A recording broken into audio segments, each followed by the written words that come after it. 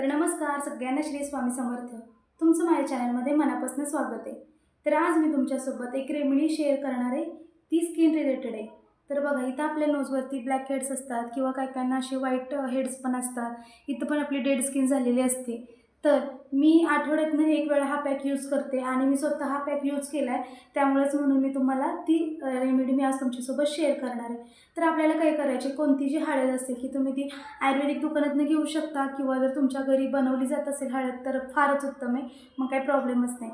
मग बघा, इथं अशी हळद जेवढ्या क्वांटिटीत पाहिजे तेवढ्या क्वांटिटीत, 1 मिनटं दिसते का तुम्हाला हळद, कसं लागेल तसं तयार करू शकता तुम्ही.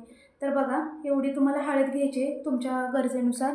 त्यानंतर घ्यायचे पॅराशूट तेल, हे नारळाचं तेल घ्यायचे आणि हे यामध्ये ॲड करायचे. फक्त हा पॅक तुम्हाला वाटतो खूप साधं आहे, पण आपण पार्लरमध्ये जाऊन एवढे पैसे खर्च करतो, तर एकदा तुम्ही हे घरी ट्राय करून बघा. तुम्हाला जर याचा इफेक्ट वाटला नाही ना, तर तुम्ही मला कमेंट करून नक्की सांगा.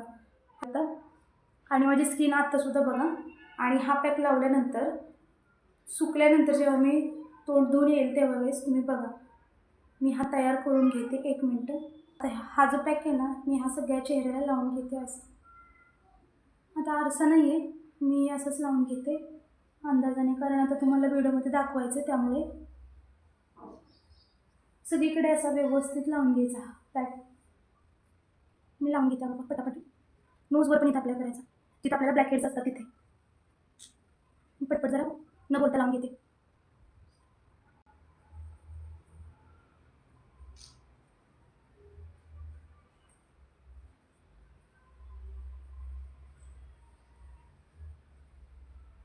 आणि तुम्हाला सगळ्यांना माहिती आहे, आपली हळद ही अँटीबॅक्टेरियलच आहे, त्यामुळे त्याच्यामुळे तुम्हाला काय प्रॉब्लेम नाही होणार तुमच्या स्किनला.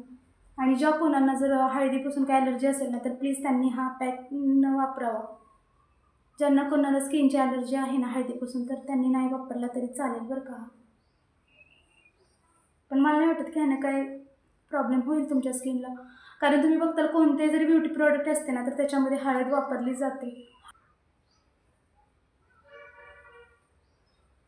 मला हे लावल्यानंतर, फेस पॅक लावल्यानंतर 10 ते 15 मिनिटांनी ना असं थोडं चणचण होईल बरं का. पण घाबरायची गोष्ट नाही. तुम्हाला तसं जर का झालं तर बघा, आता हे अगोदर आपण बाथरूममध्ये गेल्यानंतर हे असं चोळायचं आहे. आता हे जर चोळलं ना तर परत माझ्या कपड्यांवर पडेल. तर मी आता तोंड धुवून येते आणि मग रिझल्ट तुम्हाला दाखवतेच. तर बघा, आता मी तोंड धुवून आलेले, आता तोंड पुसून घेते, दाखवते तुम्हाला रिझल्ट तुमच्या समोरच आहे. आता किती फरक पडतोय. मगाशी माझी स्किन बघितली तुम्ही, मगाशी माझा चेहरा, आणि आत्ता बघा किती फरक पडतोय. पार्लरमध्ये जाऊन आपण एवढे पैसे घालवण्यापेक्षा घरच्या घरी ही रेमेडी करा. आणि आठवड्यातून एकदा तरी हा फेस पॅक लावायचा. आणि बाहेर जर तुम्ही जात असाल ना, तर टॅनिंग होतं ना, ती पण ह्यानं जातं. आणि म्हणतात ना, पी हळद हो गोरी, एकदा पिल्यानं काय होत नाही, किंवा एकदा एक उपाय केल्याने काय होत नाही, तो कंटिन्यू करावा लागतो, तरच तुम्हाला रिझल्ट बघायला मिळेल. तुम्ही सावळा असा किंवा तुम्ही गोरा असा काही फरक पडत नाही. तुम्ही सावळा असाल तर, पण तुमची स्किन आहे ना, ती स्किन तुमची अशी नॅचरल पाहिजे, ग्लोई पाहिजे, किंवा अशी एकदम असं पिंपल वगैरे नको आहेत, डाग वगैरे नको आहेत. त्यामुळे तुमची जर तुम्ही थोडीफार स्किनची काळजी घेतली ना, आता मी जो पॅक तयार केला ना, तर तो तुम्ही एखाद्या जी कोणती डबी यूजमध्ये नसेल ना, तर त्या डबीमध्ये तुम्ही तो पॅक तयार करून ठेवायचा. तो तुम्ही रूमच्या टेम्परेचरला पण ठेवू शकता किंवा फ्रीजमध्ये पण ठेवू शकता. पण जास्त दिवस पण तो वापरायचा नाही. जास्तीत जास्त 15 ते 20 दिवस त्याचा यूज करायचा. जास्त काही पेस्ट तयार करूनच ठेवायची नाही. आणि तुम्हीही वापरा आणि मला नक्की कमेंट करून सांगा की त्याचा काय तुम्हाला फरक पडला का.